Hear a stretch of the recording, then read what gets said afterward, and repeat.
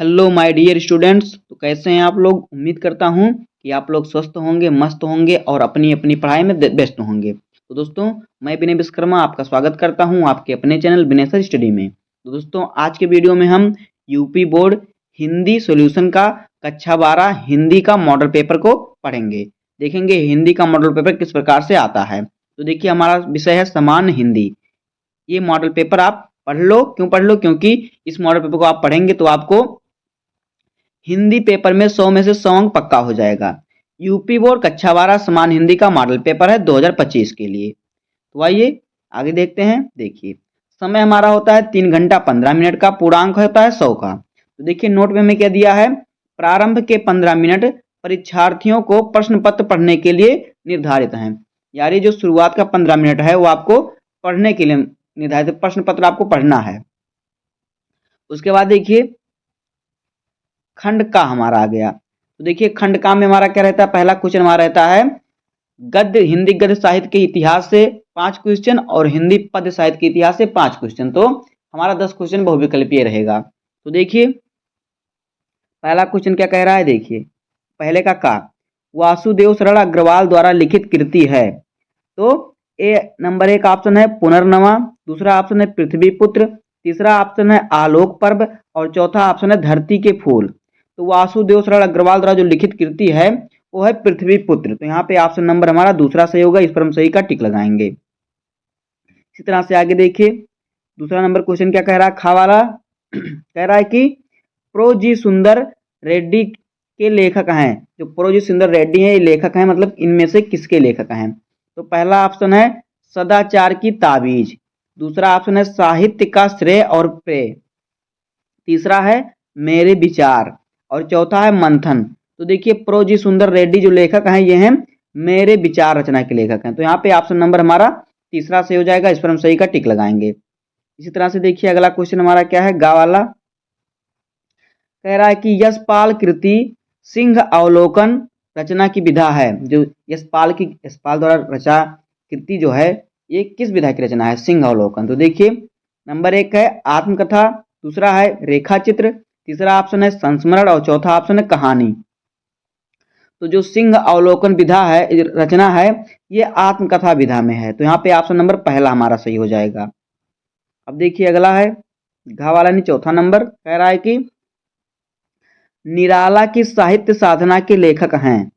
तो पहला ऑप्शन है सूर्यकांत त्रिपाठी निराला, दूसरा ऑप्शन है महादेवी वर्मा और तीसरा ऑप्शन है कन्हैया लाल मिश्र प्रभाकर और चौथा ऑप्शन है डॉक्टर रामविलास शर्मा।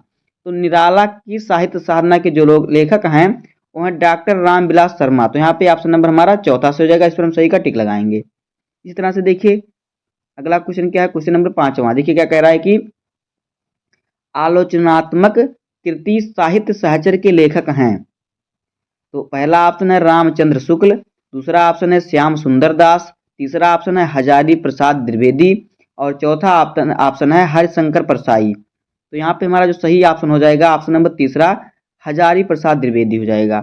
इस पर हम सही का टिक लगाएंगे। तो ये हो गया हमारा हिंदी गद्य साहित्य के इतिहास से 5 क्वेश्चन। अब देखिए 5 क्वेश्चन हो जाएगा हिंदी पद्य साहित्य के इतिहास से। तो देखिए यानी काव्य साहित्य से। तो देखिए दूसरे का क्या क्वेश्चन कह रहा है कि हिंदी साहित्य का प्रथम कवि किसे माना जाता है।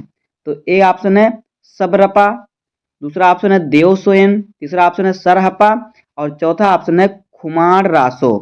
तो देखिए, जो हिंदी के प्रथम कवि हैं वो सरहपा को माना जाता है। तो यहाँ पे ऑप्शन नंबर हमारा तीसरा से हो जाएगा। इस पर हम सही का टिक लगाएंगे। इस तरह से आगे देखिए, खा वाला क्वेश्चन क्या कह रहा है कि नई कविता युग की रचना है। तो पहला ऑप्शन है यामा, दूसरा है खुशबू के शिलालेख, तीसरा है प्रलय सृजन और चौथा है पुर्रवा।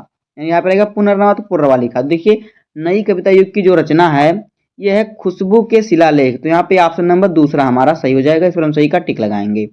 आगे देखिए, गा वाला क्या कह रहा है। गा वाला क्वेश्चन है तार सप्तक का प्रकाशन वर्ष कब हुआ। यानी तार सप्तक कब प्रकाशित हुआ। तो पहला ऑप्शन है 1954, दूसरा है 1943, तीसरा है 1938 और चौथा है 1936। तो देखिए, जो तार सप्तक है इसका प्रकाशन वर्ष जो है 1943 है। तो यहाँ पे ऑप्शन नंबर हमारा दूसरा सही हो जाएगा। अब देखिए घा वाला क्वेश्चन क्या कह रहा है। कह रहा है कि भारतेंदु हरिश्चंद्र द्वारा प्रकाशित पत्रिका है। तो पहला ऑप्शन है सरस्वती, दूसरा ऑप्शन है कल्पना, तीसरा ऑप्शन है कवि वचन सुधा और चौथा ऑप्शन है ज्ञान उदय। तो देखिए भारतेंदु हरिश्चंद्र द्वारा जो जो पत्रिका प्रकाशित हुई थी वो थी कवि वचन सुधा। तो यहाँ पे ऑप्शन नंबर तीसरा हमारा सही हो जाएगा, इस पर हम सही का टिक लगाएंगे। इसी तरह से देखिए अगला क्वेश्चन क्या है। क्वेश्चन नंबर 5 कह रहा है कि रीतिकाल की सर्वाधिक महत्वपूर्ण प्रवृत्ति है। जो रीतिकाल है इसकी सर्वाधिक महत्वपूर्ण प्रवृत्ति क्या है। तो देखिए यहाँ पे हमारा ऑप्शन क्या क्या दिया हुआ है। तो देखिए यहाँ पे पहला ऑप्शन दिया हुआ है हमारा राजप्रसति, दूसरा ऑप्शन है सिंगारिकता, तीसरा ऑप्शन है रीत निपुणता और फिर चौथा ऑप्शन नीति। तो देखिए यहाँ पे जो सही ऑप्शन हो जाएगा ऑप्शन नंबर तीसरा हो जाएगा, इस पर हम सही का टिक लगाएंगे। अब देखिए तीसरा नंबर क्वेश्चन हमारा क्या है। जो तीसरा नंबर क्वेश्चन हमारा है देखिए क्या कह रहा है कि हिंदी सॉरी दिए गए गद्यांश पर आधारित निम्नलिखित प्रश्नों के उत्तर दीजिए। तो देखिए आपको यहाँ पे गद्यांश दिया रहेगा, उसके नीचे आपको 5 क्वेश्चन दिए रहेंगे और पांचों क्वेश्चन आपके 2-2 नंबर के रहेंगे। आपको पांचों क्वेश्चन का आंसर लिखना होगा। तो उसके बाद आपको अगर सही से आप लिखेंगे तो आपको इस पर 10 नंबर मिलेंगे। सॉरी, तो इस पर आपके 10 नंबर मिलेंगे। तो इस प्रकार से गद्यांश आपका 10 नंबर का होगा। तो देखिए हमारा गद्यांश क्या दिया हुआ है। देखिए कह रहा है कि जन का प्रवाह अनंत है, सहस्त्रों वर्षों से भूमि के राष्ट्रीय जन के तादाद में प्राप्त किया है। जब तक सूर्य की रश्मियां नित्य प्रातः काल भवन को अमृत से भर देती हैं, तब तक राष्ट्रीय जन का जीवन भी अमर है। इतिहास के अनेक उतार चढ़ाव पार करने के बाद भी राष्ट्र निवासी जन नई उठती लहरों से आगे बढ़ने के लिए अजर अमर हैं। जन का संततवाही जीवन नदी के प्रवाह की तरह है, जिसमें कर्म श्रम द्वारा उत्थान के अनेक घाटी का निर्माण करना होता है। तो इस प्रकार से आपको गद्यांश दिया रहेगा। उसके बाद देखिए यहाँ पे दिया है आपको 5 प्रश्न, इसका आपको उत्तर लिखना होगा। पहला प्रश्न हमारा देखिए क्या दिया है। राष्ट्रीय जन ने किसके साथ तादात्म्य प्राप्त किया। दूसरा क्वेश्चन कह रहा है राष्ट्रीय जन का जीवन भी कब तक अमर है। तीसरा है जन का संततवाही जीवन किस तरह है और चौथा है रेखांकित अंश की व्याख्या। उसके बाद है पांचवा दिए गए गद्यांश का शीर्षक एवं लेखक का नामोल्लेख कीजिए, यानी शीर्षक और लेखक का नाम लिखिए। जैसे कि ये किस पाठ का, इसके लेखक क्या हैं। जैसे कि मान लीजिए राष्ट्र के स्वरूप पाठ से, तो आप लिखेंगे प्रस्तुत गद्यांश हमारी हिंदी के पाठ पुस्तक में संकलित राष्ट्र के स्वरूप नामक शीर्षक से लिया गया है। इसके लेखक हैं वासुदेव शरण अग्रवाल। इस प्रकार से तो आपको यहाँ इस पर पांचों क्वेश्चन पर आपको 10 नंबर मिलेंगे। तो देखिए इस प्रकार से आपको 2 दिया रहेगा। अगर आपको एक नहीं है तो आप अथवा करके दिया रहेगा, आप दोनों में से जो आए आपको वही कर सकते हैं। देखिए दूसरा क्या दिया है अथवा में, का कई महीने बाद आए थे, सुबह चाय पीकर अखबार देख रहा था कि वह तूफान की तरह कमरे में घुसे, साइक्लोन की तरह मुझ पर अपनी भुजाओं में जकड़ा तो मुझे धृतराष्ट्र की भुजाओं जकड़े भूमि के पुतले की याद आई। यह धृतराष्ट्र की ही जकड़ थी। अंधे धृतराष्ट्र ने टटोलते हुए पूछा, कहाँ है भीम? आ बेटा तुझे कलेजे से लगा लूं। और जब भीम का पुतला उनकी पकड़ में आ गया तो उन्होंने प्राणघाती स्नेह से उसे पकड़कर चकनाचूर कर दिया। तो अगर आपको वो वाला ऑप्शन नहीं आएगा तो आपको ये वाला आपको इस गद्यांश का आपको आंसर लिखना होगा, जिसके बाद आपको पूर्ण नंबर मिलेंगे। देखिए आगे देखिए क्या है। UP board class 12 Hindi model paper 2025 आपका है ये। इसके बाद देखिए हमारा क्या चौथा क्वेश्चन हमारा क्या दिया रहेगा। हमने देखिए गद्यांश का लिखा, तो गद्यांश में आपको 2 गद्यांश दिए रहेंगे, इसमें आपको दोनों में से एक करना होगा। इस प्रकार से चौथा क्वेश्चन होगा पद्यांश पर। दिए गए पद्यांश पर आधारित निम्नलिखित प्रश्नों के उत्तर दीजिए। इस प्रकार से आपको 2 पद्यांश दिया रहेगा, जो आपको सरल लगे उसी को आपको सॉल्व करना होगा। इसमें भी आपको 5 क्वेश्चन दिए रहेंगे, हर क्वेश्चन पे 2 नंबर मिलेगा। अगर आप पांचों का आंसर लिखेंगे तो आपको 10 नंबर मिलेगा। तो देखिए क्या दिया है पद्यांश हमारा, देखिए क्या दिया है। मेरे प्यारे नव जलद से कंज से नेत्र वाले, जाके आए ना मधुवन से और ना भेजा संदेशा। मैं रो रो के प्रिय बिरहा से बावली हो रही हूँ, जाके मेरी सब दुख कथा श्याम को तू सुना दे। तो देखिए क्वेश्चन हमारा क्या दे रहा है इसमें। नंबर 1, राधा किसके द्वारा कृष्ण को संदेश भिजवाती है। तो आप इसका उत्तर लिखेंगे राधा वायु के द्वारा कृष्ण को संदेश भिजवाती है। दूसरा है कृष्ण का सौंदर्य कैसा है, उल्लेख कीजिए। तीसरा है रेखांकित अंश की व्याख्या कीजिए, आपको इसमें जो रेखांकित अंश दिया उसकी व्याख्या करना है। चौथा क्वेश्चन है राधा की मनोदशा का वर्णन कीजिए। उसके बाद पांचवा क्वेश्चन है उपयुक्त पद्यांश का शीर्षक और कवि का नाम लिखिए। तो इस प्रकार से आपको दिया रहेगा, अगर आपको नहीं आएगा अथवा करके एक और दिया रहेगा, दोनों में से आपको एक करना है। तो देखिए अथवा में हमारा क्या दिया हुआ है, पद्यांश के देखिए क्या है, मैं कहता हूँ जग मेरी दुर्धर गति के अनुकूल बने, मैं कब कहता हूँ जीवन मरु नंदन कानन का फूल बने, कांटा कठोर है तीखा है उसमें उसकी मर्यादा है, मैं कब कहता हूँ वह घटकर प्रांतर का ओझा फूल बने।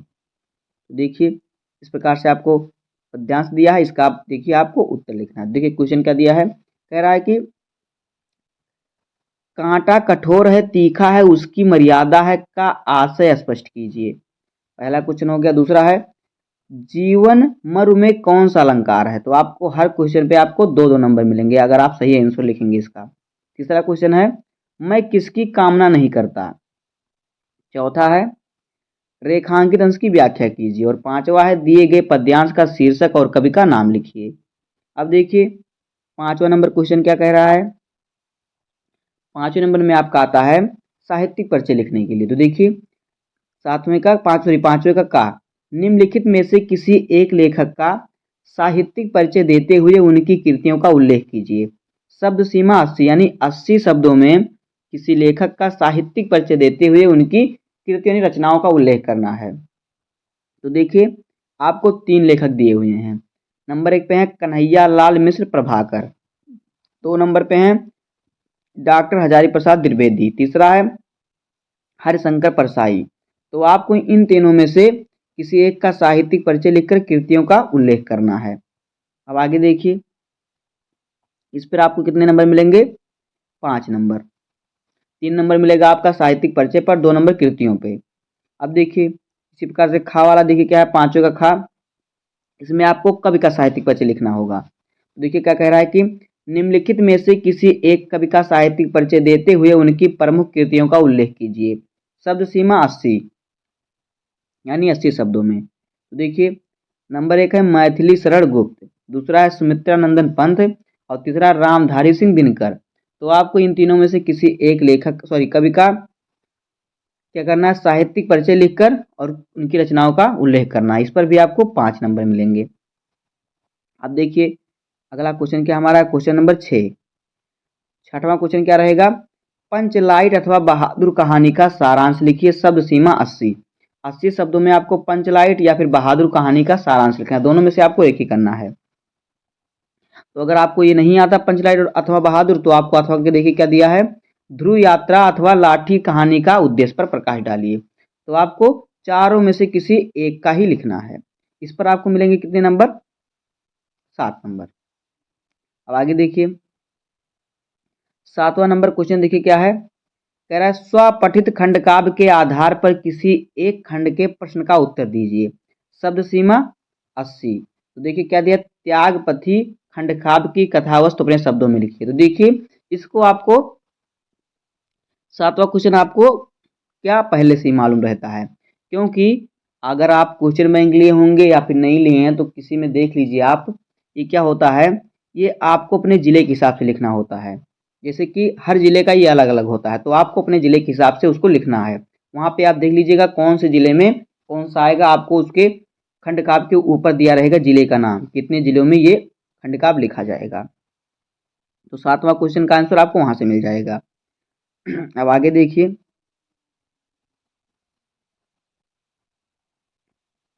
खंड खा आ गया हमारा, आ गया खंड खा। देखिए खंड खा हमारा किस प्रकार से है, खंड खा में क्वेश्चन नंबर 8 क्या कह रहा है, दिए गए संस्कृत गद्यांशों में से किसी एक का ससंदर्भ हिंदी में अनुवाद कीजिए। तो देखिए गद्यांश हमारा क्या दिया है, संस्कृत साहित्यम सरसम व्याकरच सुनिश्चितम तस्य गद्ये पद्ये चालित्यम लालित्यम भावबोध सामर्थ्यम आदित्यम श्रुतिमाधुर्यच्च वर्तते किं बहुना चरित्र निर्माणार्थ यादृशीं सत्प्रेरणा संस्कृत वाग्ड्यां ददाति न दादृशीं किच्चिदन्त मूलभूतानां मानवीय गुणानां यादृशी विवेचना संस्कृत साहित्ये वर्तते नान्यत्र तादृशी। तो इस प्रकार से आपको गद्यांश दिया है, इसका क्या करना है, आपको संदर्भ लिखना है और हिंदी में अनुवाद करना है। अगर आपको नहीं आएगा तो आपको देखिए अथवा करके एक और दिया है, बौद्ध युगे इमे सिद्धांता व्यक्ति का जीवन से अभ्युत्थानाय प्रयुक्ता आसन परम परम दे इमे सिद्धांता राष्ट्राम। इस प्रकार से आपको दिया है। इस अगर आपको अथवा पहले वाला नहीं आएगा, आपको अथवा करके दिया रहेगा, उसको करना। दोनों में से आपको किसी एक का संदर्भ लिखकर हिंदी में अनुवाद करना है। तो देखिए उसके बाद देखिए हमारा खा वाला क्वेश्चन क्या कह रहा है। देखिए दिए गए श्लोकों में से किसी एक का ससंदर्भ हिंदी में अनुवाद कीजिए। इसके बाद आपको खा वाले में दिया रहेगा श्लोक, दो श्लोक दिए रहेंगे, दोनों में से आपको किसी एक का संदर्भ प्रसंग और अनुवाद करना होगा। तो देखिए क्या दिया है श्लोक हमारा, देखिए यहाँ पे दिया है, व्यति सजति पदार्थनान्तरः को अपि हेतु न खलु बहिरूपाधीन प्रीताय सर्षयन्ते विकसति ही पगडण्ड्योदये पुडंडरीकम द्रवित्या हिमरश्मा बुध्यते चंद्रकांता। इसको आपको इसका संदर्भ लिखना है और हिंदी में अनुवाद करना है। अगर आपको इसका नहीं आएगा, संदर्भ नहीं आता है, हम अनुवाद नहीं आता, तो आपको अथवा करके एक और दिया रहेगा, उसका आप लिख दीजिए। अभूत प्राची पिंगह रसपतिरिव प्राप कनकम गत गच्छाश्चंद्रो बुध जन इव ग्राम सदसी। इस प्रकार से आपको दिया है। देखिए अथवा करके इसका आप क्या कीजिए, हिंदी में अनुवाद और संदर्भ और प्रसंग लिखना होगा। इस प्रकार से इसके बाद हमारा देखिए 9वां क्वेश्चन होगा। तो 9वां क्वेश्चन में आपको क्या पूछेगा, निम्नलिखित मुहावरों और लोकोक्तियों में से किसी एक का अर्थ लिखकर वाक्य प्रयोग कीजिए। तो देखिए आपको 4 मुहावरा दिया रहेगा, इनमें से आपको क्या करना है, किसी एक का अर्थ लिखकर वाक्य प्रयोग करना है। चारों में से किसी एक का, जो आपको सरल लगे उसी का आपको लिख के वाक्य प्रयोग करना है। जैसे पहला दिया है, हाथ कंगन को आरसी किया। दूसरा है आंख का तारा होना। जैसे कि दूसरा है आंख का तारा होना, तो ये बहुत सरल है। आंख का तारा होना यानी बहुत प्यारा होना, यानी मोहन अपने माता पिता का आंखों का तारा है, ऐसा भी लिख सकते हैं। तीसरा है पानी पानी होना, यानी सब साफ साफ अलग होना। चौथा है सावन हरे न भादो सूखे। तो इसमें से जो आपको सरल लगे उसी का आपको वाक्य प्रयोग करना है अर्थ लिखकर। उसके बाद देखिए 10वां नंबर क्वेश्चन क्या है, 10वें का क्या कह रहा है। देखिए निम्नलिखित शब्दों के संधि विच्छेद के सही विकल्प चयन कीजिए। देखिए दिया है वधुत्सवा का संधि विच्छेद। तो देखिए इसमें से जो आपको सही ऑप्शन लगे, यहाँ पे देखिए 4 ऑप्शन दिया हुआ है, वधु धन उत्सवा, बी दिया है वधुत धन सवाह, सी दिया वध धन उत्सवा और डी दिया वर्धा धन उत्सव। तो आपको जो सही लगे, जो सही हो उस पर आपको सही टिक करना, वही आपको कॉपी में लिखना है। इस प्रकार से अब आगे देखिए, इसके बाद देखिए इस प्रकार से आपको 2 क्वेश्चन दिए रहेंगे, दोनों को आपको इनमें से आपको सिर्फ 2 क्वेश्चन करना है। अब आगे देखिए, दूसरा क्या कह रहा है कि स्वागतम का संधि विच्छेद कीजिए। ए ऑप्शन है स्वाधन गतम, बी ऑप्शन है सुधन आगतम, सी ऑप्शन है सौधन आगतम, डी ऑप्शन है स्वागधनतम। तो जो आपको सही लगे उसको आपको टिक करना है। तीसरा है नायका का संधि विच्छेद। तो ए दिया है ना धन यकहा, बी दिया है नाय धन कहा, सी दिया है नय धन अका और डी दिया है नय धन अका। तो आपको जो सही लगे उस पर आपको क्या करना है, सही का टिक करना है। अब देखिए खा वाला क्या कह रहा है, निम्नलिखित शब्दों की विभक्ति और वचन के अनुसार सही चयन कीजिए। तो देखिए जैसे कि हमारा दिया है सरिताम, सरिताम में विभक्ति और वचन है। तो देखिए ए ऑप्शन दिया है द्वितीय विभक्ति एक वचन, बी ऑप्शन दिया षष्ठी विभक्ति बहुवचन और सी ऑप्शन दिया है पंचमी विभक्ति द्विवचन, डी ऑप्शन है तृतीय विभक्ति एक वचन। तो जो सही हो उसको आपको टिक करके कॉपी में लिखना है। उसके बाद देखिए दूसरा क्या दिया है इसमें, सर्वरश्मिन सर्वसिम। तो देखिए क्या है, सर्वसिम में विभक्ति और वचन है। तो ए है विभक्ति एक वचन, दूसरा है प्रथमा विभक्ति बहुवचन, सी कह रहा है सप्तमी विभक्ति एक वचन और डी कह रहा है पंचमी विभक्ति द्विवचन। तो जो ऑप्शन सही लगे उसको आपको टिक करना है और अपनी कॉपी में लिखना है। अब देखिए हिंदी का model paper class 12 UP board 2025, ये तो आपको मालूम ही है। अब देखिए 11 नंबर क्वेश्चन क्या पूछेगा आपका, 11 का निम्नलिखित शब्द युग्मों का सही अर्थ चयन करके लिखिए। तो देखिए शब्द दिया, उसका सही अर्थ लिखना है, तो ये भी बहुविकल्पीय होगा। तो देखिए क्या दिया है अभिराम, अभिराम। तो देखिए एक अभिराम और अभिराम कह रहा है, तो देखिए इसका अर्थ आपको लिखना है, जो सही अर्थ है उसको टिक करना है। तो 4 विकल्प दिया है। ए में कह रहा है लगातार और आनंद कर, बी में कह रहा है बिना रोक के या लगातार और सुंदर, सी कह रहा है अनवरत और आकर्षण, और डी कह रहा है सुंदर और आकर्षक। तो देखिए अभिराम और अभिराम का जो अर्थ होगा बिना रोक के या लगातार और सुंदर। तो इस प्रकार से आपको जो सही रहे उसको आपको टिक करना है, वो अपनी कॉपी में लिखना है। अब देखिए दूसरा कह रहा है कि बात वात। तो देखिए ए ऑप्शन दे रहा है इसका अर्थ वार्ता और हवा, बी कह रहा है रोग और दवा, सी कह रहा है वायु और विकार, डी कह रहा है विचार और शिकार। तो जो ऑप्शन आपको सही लगे उस पर आपको टिक करना और अपनी कॉपी में लिखना है।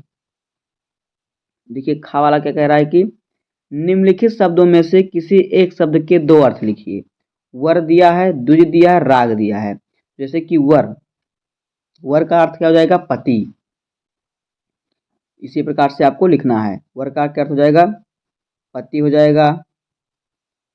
तो इसमें से क्या करना है, आपको 2 अर्थ लिखना है, किसी एक शब्द का 2 अर्थ लिखना है। जैसे कि राग है, जो गाना गाते हैं वो वाला राग, तो आप लिख सकते हैं इसका इसी प्रकार से पति लिख सकते हैं, परमेश्वर लिख सकते हैं, इस प्रकार से।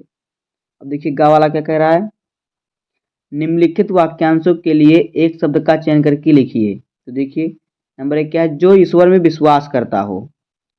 तो देखिए जो ईश्वर में विश्वास करता हो, तो ए ऑप्शन कह रहा है नास्तिक, बी ऑप्शन कह रहा है रमणीय, सी ऑप्शन कह रहा है विश्वसनीय, और डी ऑप्शन कह रहा है आस्तिक। तो जो ईश्वर में विश्वास करता हो क्या होता है, आस्तिक। इसी प्रकार से जो ऑप्शन सही हो आपको सही करके लिखना है कॉपी में। अब देखिए दूसरा है जानने की इच्छा रखने वाला। ए ऑप्शन कह रहा है ज्ञानी, बी है जिज्ञासा, सी है जिज्ञासु, और डी है जानकार। तो जानने की इच्छा रखने वाला क्या होता है, जिज्ञासु। तो यहाँ पे ऑप्शन नंबर जो हमारा सही होगा उस पर हम सही को टिक करेंगे और अपनी कॉपी में लिखेंगे। अब देखिए घा वाला क्या कह रहा है कि निम्नलिखित में से किन्हीं 2 वाक्यों को शुद्ध करके लिखिए। जैसे कि क्या दे रहा है, उसने 3 पुस्तक खरीदी। उसके बाद दूसरा है कृपया मेरे सामानों पर ध्यान रखना। तो देखिए इसको आपको शुद्ध करके लिखना है, सिर्फ 2, 4 दिया, चारों में से आपको 2 का शुद्ध करके लिखना है। तीसरा है मैं भोजन कर लिया हूँ, और फिर चौथा है एक पुरुष और एक नारी जा रही है। तो इसमें से आपको शुद्ध करके लिखना है। जैसे कि उसने 3 पुस्तक खरीदी, तो 3 पुस्तक उसने खरीदी है, खरीदी ऐसा खरीदा नहीं, 3 पुस्तक उसने खरीदी, ऐसा सही होगा। कृपया मेरे सामानों पर ध्यान रखना। तो इस प्रकार से इसको लिखेंगे, कृपया आप मेरे सामानों पर ध्यान रखना। और मैं भोजन कर लिया, यानी मैंने भोजन कर लिया। तो इस प्रकार से आपको इसको शुद्ध करके लिखना है। देखिए का वाला क्वेश्चन क्या कह रहा है इसमें, वीर अथवा करुण रस का लक्षण एवं उदाहरण लिखिए। तो आपको वीर रस अथवा करुण रस का लक्षण एवं उदाहरण लिखना है और परिभाषा भी लिखना है। खा वाला देखिए क्या कह रहा है, यमक अथवा श्लेष अलंकार के लक्षण एवं उदाहरण लिखिए। तो यमक और फिर श्लेष में से किसी एक का आपको लक्षण, उदाहरण, परिभाषा लिखना है। गा वाला कह रहा है चौपाई अथवा सोरठा छंद के लक्षण एवं उदाहरण लिखिए। तो दोनों में से आपको एक ही रखना है, तो चौपाई तो सोरठा, लक्षण, उदाहरण और परिभाषा। उसके बाद देखिए 13 नंबर क्वेश्चन क्या कह रहा है, अपने क्षेत्र में प्रदूषण से उत्पन्न स्थिति का वर्णन करते हुए किसी दैनिक समाचार पत्र के संपादक को एक पत्र लिखिए। अथवा किसी बैंक के शाखा प्रबंधक को स्कूल यूनिफॉर्म यानी ड्रेस की दुकान खोलने हेतु ऋण प्राप्ति करने के लिए आवेदन पत्र लिखिए। तो आपको दोनों में से किसी एक पर पत्र लिखना होगा। मोस्ट इंपॉर्टेंट टॉपिक है, जो कि हमारा 6 नंबर का आता है। अब देखिए लास्ट क्वेश्चन क्या है, 14 नंबर क्वेश्चन, निम्नलिखित विषयों में से किसी एक पर निबंध लिखिए। देखिए ए है नंबर पहला क्या है, स्वच्छता अभियान जन जन का कल्याण। तो आपको इन सब पे निबंध तैयार करना होगा। दूसरा है पर्यावरण प्रदूषण और निराकरण के उपाय। तीसरा है बढ़ती जनसंख्या विकास में बाधक। और फिर क्या है, छठवां है, चौथा है जीवन में सदाचार का महत्व, और 5वां है मेरे प्रिय कवि। तो इस प्रकार से आपका हिंदी बोर्ड एग्जाम क्लास 12 सामान्य हिंदी का मॉडल पेपर हो जाएगा। तो देखिए यहाँ पे कुछ नोट हमने दिया है, आप इस यूपी बोर्ड कक्षा 12 सामान्य हिंदी के मॉडल पेपर को जरूर तैयार कर लें, क्योंकि आपकी यह बोर्ड परीक्षा में पूछा जाएगा। इसलिए आप इसको पढ़ने के साथ अपने दोस्तों के पास भी शेयर कीजिए। दोस्तों, इस प्रकार से हो जाएगा मॉडल पेपर। तो उम्मीद है कि आपको वीडियो पसंद आया होगा। अगर आपको वीडियो पसंद आया तो वीडियो को लाइक कर दीजिएगा, और चैनल पे नए हैं तो सब्सक्राइब कर दीजिए, बेल आइकन को प्रेस कर दीजिए, क्योंकि बोर्ड एग्जाम के हर इंपॉर्टेंट टॉपिक का वीडियो आपको चैनल पर मिलता रहेगा। तो मिलते हैं किसी नेक्स्ट वीडियो में, तब तक के लिए धन्यवाद। जय हिंद।